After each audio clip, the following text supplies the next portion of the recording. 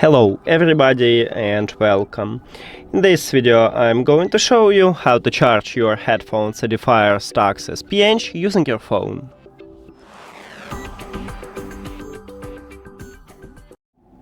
And all you need to have for this is just USB-C to USB-C cable. But if your phone do not support USB-C, maybe you should have Lightning to USB-C or even micro USB to USB-C.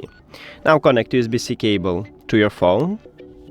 And at the right ear cup, at the bottom we have USB-C port. So connect the second USB-C cable right at this port. Near to the USB-C port we have the LED light, and now it meaning that your headphones are charging. So that's it. Thank you for watching this video. If you found it helpful, please consider subscribing to the channel and leave the like on the video. See you later!